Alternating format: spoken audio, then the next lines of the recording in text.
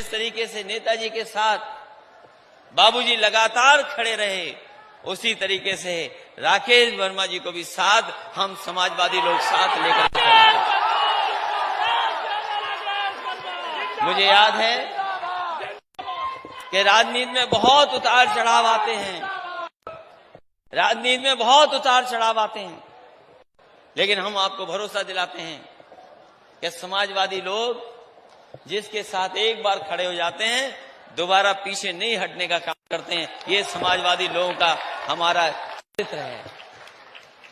जहां तक आज के राजनीतिक परिस्थितियों का सवाल है, अगर बाबूजी होते तो शायद हमें और आपको सबको संघर्ष में धकेल देते, क्योंकि जिस तरह का लोकतंत्र को खतरा है, आज कोई परवाह नहीं कर रहा है कि लोकतंत्र और संविधान हमें क्या अधिकार देता है। आज जिस रास्ते पर भारतीय जनता पार्टी है, अगर यही रास्ता बना रहा तो शायद हमारे जो अधिकार हैं उनको अधिकारों को छीन लिया जाएगा। अगर जो लोग इतिहास के पन्ने जानते होंगे, पढ़े होंगे, वो याद करें कि इस देश में एक ईस्ट इंडिया कंपनी आई थी। वो एक कंपनी थी, कारोबार करने आई थी, वो बाजार दे करके कारोबार कर रही थी और यहां से न जाने कितना बड़ा बड़ा कारोबार किया उन्होंने। और वो ईस्ट इंडिया कंपनी कब सरकार बन गई कोई जाना ही नहीं। केवल एक कानून पास हुआ था, जो कंपनी थी, ईस्ट इंडिया कंपनी थी, जो कारोबार करने आई थी, उसमें एक कानून पास हुआ, वही कंपनी सरकार बन गई। और जिन हालातों में हम और आप लोग देख रहे हैं, देश की जो परिस्थितियां बन गई हैं, ये भारतीय जनता पार्टी के लोग लगातार सरकारी चीजों को कंपनियां बना रहे हैं। और सोचिए, कभी अगर सरकारी चीजें कंपनी बन जाएंगी तो हमारे आपके अधिकारों का क्या होगा। जिन अधिकारों के लिए समाजवादी आंदोलन न जाने कितने हुए हैं, यहां पर बैठे हुए न जाने कितनी लड़ाई लड़ी होगी, अगर चीजें प्राइवेट हाथ में चली जाएंगी तो बताओ आपके आरक्षण का क्या होगा, आपकी नौकरियों का क्या होगा। जो अधिकार मिल रहे थे आपको संविधान से, उन अधिकारों का क्या होगा। ये सबसे बड़ा सवाल है। और यहां तो हम जानते हैं ये सब खेती करने वाले लोग हैं। ये जितने बैठे हमें दिखाई दे रहे हैं, ये सब खेती से जुड़े लोग हैं। कोई बड़ा कारोबार वाला नहीं है, सब अपना खेत में खेती करते हैं। तो बताओ, अगर ये अधिकार छीनने लगेंगे तो हमारी खेती का क्या होगा। अभी जो 3 कानून पास हुए दिल्ली में, याद रखना किसान भाइयों, ये कानून अगर जमीन तक पहुंच गए, धीमे धीमे ये कारोबार, ये आपकी खेती बड़े उद्योगपतियों के हाथ में आ जाएगी, बड़े कारोबार करने वाले लोगों के हाथ में चला जाएगा। तो जो मुनाफा मिलना है आपको, वो मुनाफा नहीं मिल सकता। अगर कोई जिम्मेदार है इसके लिए तो वो भारतीय जनता पार्टी है, जो 3 कानून लेकर के आई है हमारी आपकी जमीन छीनने के लिए। इसलिए हम कहना चाहते हैं इस मौके पर, जब बाबूजी को हम लोग याद कर रहे हैं, हम उनके आदर्शों पे चलने वाले लोग हैं, उनके दिखाए हुए रास्ते पे चलने वाले लोग हैं। ये कानून जो आ रहे हैं उनका लगातार समाजवादी पार्टी विरोध करेगी। और जब कभी हमें मौका मिलेगा, इन कानूनों को बाहर करने का काम समाजवादी लोग करेंगे, क्योंकि इन कानूनों से हमारे किसान और हमारे नौजवानों का भविष्य छिनने जा रहा है। इसलिए जहां किसान का सवाल हो, जहां किसान का सवाल हो, क्योंकि किसान ही हमारी अर्थव्यवस्था की रीढ़ है। ये जो वैश्विक महामारी आई, अगर किसी ने देश की अर्थव्यवस्था बचाई है तो हमारे गरीबों किसानों ने अर्थव्यवस्था बचाई है। अगर हमारे किसानों ने मेहनत नहीं की होती तो शायद हमारी अर्थव्यवस्था इतनी मजबूत नहीं दिखाई देती। हमारा किसान, गांव में रहने वाले लोग लगातार मेहनत करते रहे, उन्होंने इस बीमारी की परवाह नहीं की। और अगर बीमारी की परवाह की होती तो शायद हमें खाने को नहीं मिलता, हमारे पेट में अनाज नहीं पहुंचता। सोचिए, किसान जो खेती करता है, खेत में रहता है, जो फसल पैदा कर करके न जाने कितनों का पेट भरता है, और यही किसान है जो पेट भरता है, यही किसान है जो हमें कपड़े पहनाता है। और सोचो, किसानों के बारे में भारतीय जनता पार्टी की राय क्या है। यही भारतीय जनता पार्टी के लोग जिस समय किसान अपना हक मांग रहे थे तो भारतीय जनता पार्टी के लोग कह रहे थे ये आतंकवादी है, ये लोग बाहर से आए लोग हैं। इतना अपमान कभी किसानों का नहीं किया गया होगा जितना किसानों का अपमान भारतीय जनता पार्टी। इसलिए जब हम याद कर रहे हैं, श्रद्धांजलि दे रहे हैं, तो ये भी याद करें कि ऐसे लोग, भारतीय जनता पार्टी के लोग जो हमारे किसानों को अपमानित कर रहे हैं, कह रही आतंकवादी हैं, उन्हें आने वाले समय में हम लोग सबक सिखाने का भी काम करेंगे। क्योंकि बाराबंकी ऐसा जिला है जो समाजवादी जिला है, और बाराबंकी जिला वो है जो समाजवादी सरकार बनाता है। जब बाराबंकी जीतता है, जब बाराबंकी जीतता है तब सरकार बनती है। जब जब सरकार बनी है तो बाराबंकी जीत करके, जिता करके बाराबंकी ने सरकार बनाई है। और ये समाजवादी धरती है। अगर हम पुराना देखें, लोहिया जी के साथी, लोहिया जी के सिद्धांतों को आगे ले जाने वाले भी इस जमीन पर रहे हैं। अगर हम याद करें राम सेवक यादव जी को, नेताजी को और आदरणीय बाबूजी, यही वो लोग हैं, और जयसवाल जी जिन्होंने इस समाजवादी आंदोलन को आगे ले जाने का काम किया है।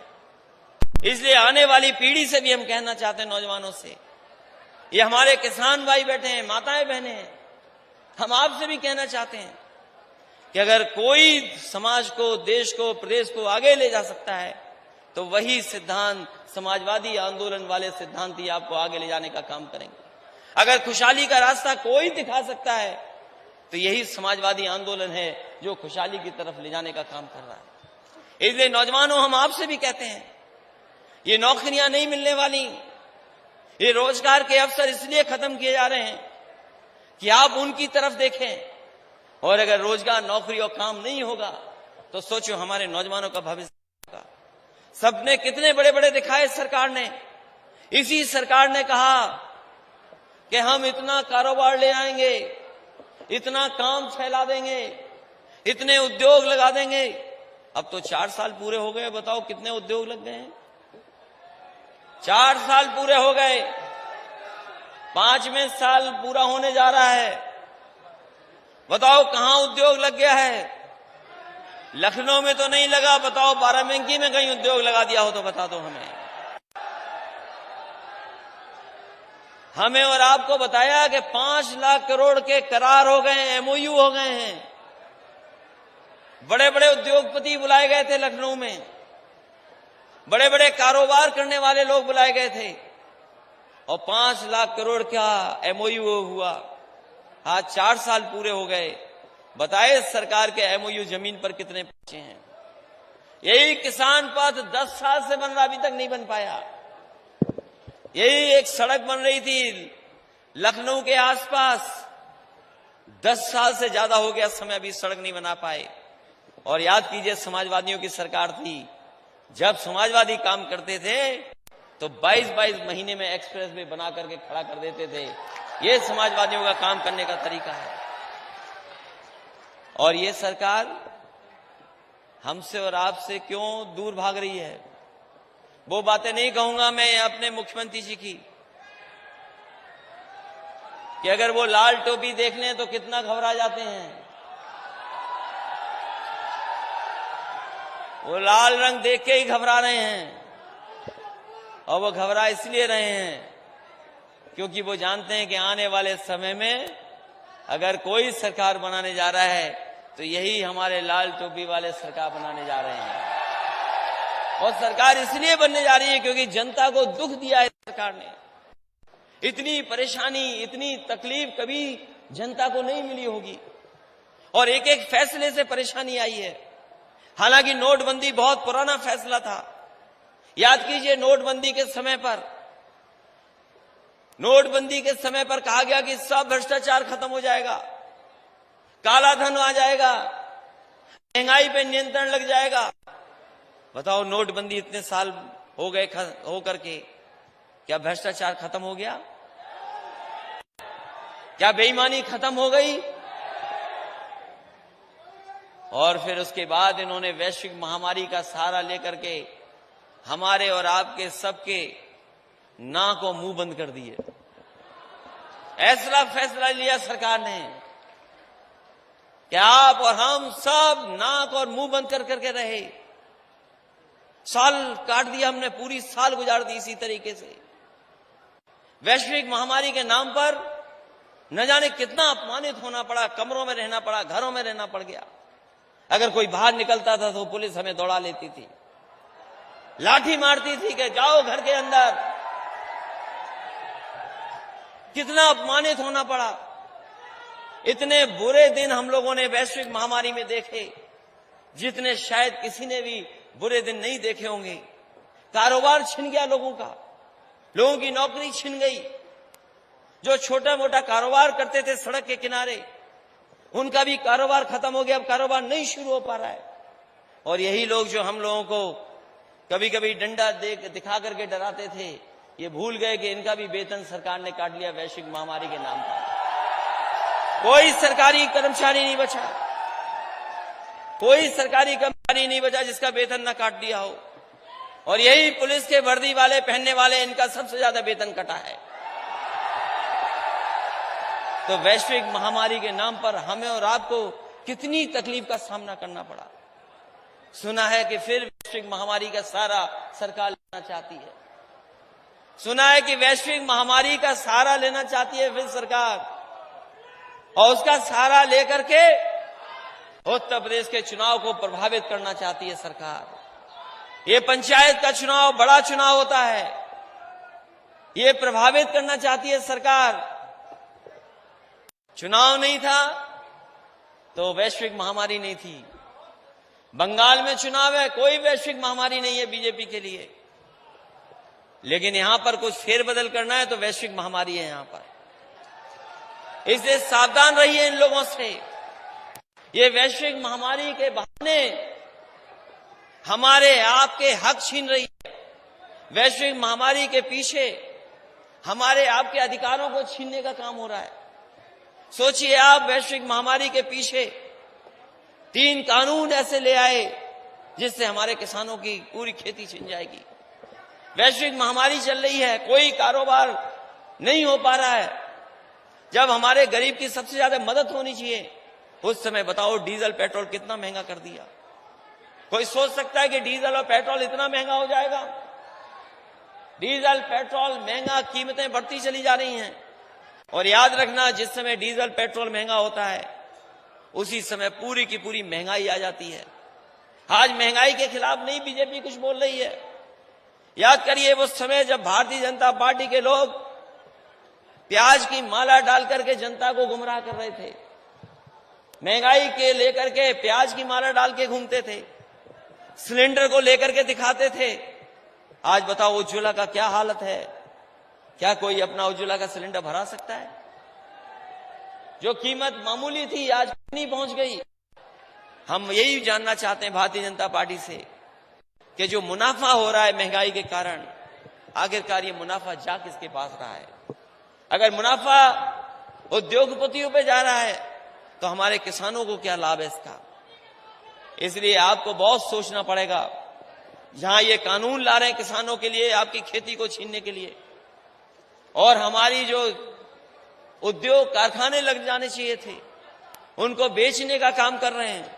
अगर सरकारी कंपनियां बिक जाएंगी तो शायद हमें मिलने वाले अधिकार नहीं मिल पाएंगे। इसलिए आज जब हम श्रद्धांजलि के दिन बाबूजी को याद कर रहे हैं तो उन चीजों को भी याद करना जिन चीजों को लेकर के बाबूजी ने अपने जीवन पर संघर्ष किया। उन्होंने जीवन भर लोगों को जगाने का काम किया। आज जब हम बैठे हैं तो याद करें कि अगर यही रास्ता भारतीय जनता पार्टी का बना रहा तो जो अधिकार और सम्मान मिलता था वो सब छीन लिया जाएगा। इसलिए आज जब हम लौटे श्रद्धांजलि सभा के बाद तो यही संकल्प लें कि जो बाबूजी ने रास्ता दिखाया था उसी रास्ते पे चल करके हम समाज को और आगे बढ़ाने का काम करेंगे। मुझे खुशी है इस बात की, उनके सहयोगी साथी इतनी बड़ी संख्या में आए, आज उन्हें याद कर रहे हैं। वो संकल्प लेकर के भी जाएंगे कि आने वाले समय में जब मौका मिलेगा तो ऐसी ताकतें जो हमारे पिछड़ों के अधिकारों को छीन रही है, जो हमारे अल्पसंख्यक भाइयों को अपमानित कर रही हैं, ताकतें जो हमारे नौजवानों को आगे बढ़ने से रोक रही हैं, उन ताकतों के खिलाफ एकजुट होकर के उन ताकतों को सबक सिखाने का काम करेंगे। यही सच्ची श्रद्धांजलि होगी। इन्हीं शब्दों के साथ मैं अपनी पार्टी के सभी नेताओं को बहुत बहुत बधाई देता हूं। आई हुई जनता का बहुत बहुत धन्यवाद देता हूं। राकेश वर्मा जी को, और उनके परिवार के सभी सदस्यों को धन्यवाद देता हूं कि उन्होंने एक ऐतिहासिक फैसला लेकर के जब पहली पुण्यतिथि मना रहे हैं, जब हम लोग मिल करके आदरणीय बाबूजी को याद कर रहे हैं, तो यही सबसे बड़ी श्रद्धांजलि होगी कि आने वाले समय में जो रास्ता उन्होंने दिखाया था उसी रास्ते पे चल करके, उन्हीं आदर्शों को अपना करके, उन्हीं आदर्शों को और आगे बढ़ा करके हम काम करेंगे। आप सबका बहुत बहुत धन्यवाद और बहुत बहुत मैं आभार प्रकट करता हूं।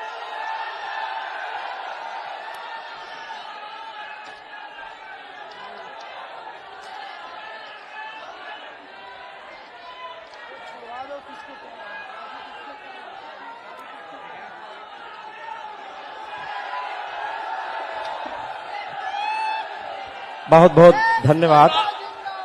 अखिलेश यादव जिंदाबाद, जिंदाबाद जिंदाबाद, अखिलेश यादव जिंदाबाद, जिंदाबाद जिंदाबाद, अखिलेश यादव जिंदाबाद, जिंदाबाद जिंदाबाद, अखिलेश बेनी प्रसाद वर्मा अमर रहे, अमर रहे, अमर रहे। अखिलेश यादव जिंदाबाद, धरती पुत्र मुलायम सिंह, अखिलेश यादव जिंदाबाद।